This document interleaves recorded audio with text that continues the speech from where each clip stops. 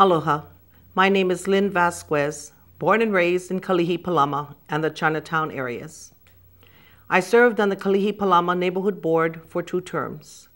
I'm here to share my concern about a bill that is already in Congress. It is called the National Heritage Area. This is a picture of the area that would be a permanent federal area under the Department of the Interior. It stretches all the way from Kalihi Street to Punahou Street and from the Pali to the sea. An unelected group of nonprofits, tourist businesses, and government people called the Hawaii Capital Cultural Coalition, or HCCC, plan to inventory all sites and properties inside the map and make recommendations about them in a management plan for the area.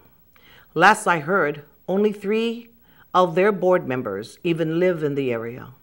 Their plan would mean an extra permitting step or a homeowner not being allowed to do something with their property that they want to do, maybe even condemnation of property.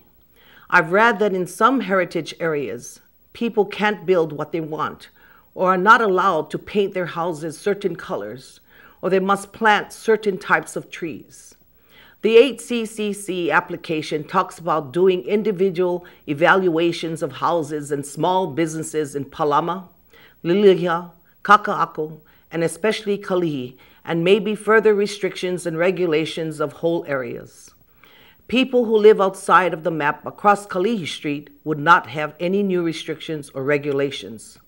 For people who don't own property, it still means that an outside group will have a big say in how other people's neighborhoods and communities are managed and developed.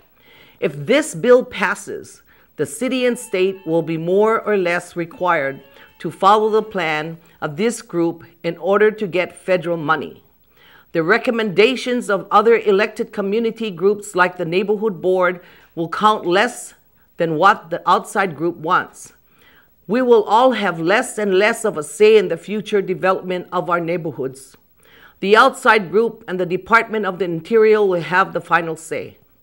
The Kalihi Palama Neighborhood Board first learned of this program when they asked us to sign a letter last March or April after the bill was already in Congress.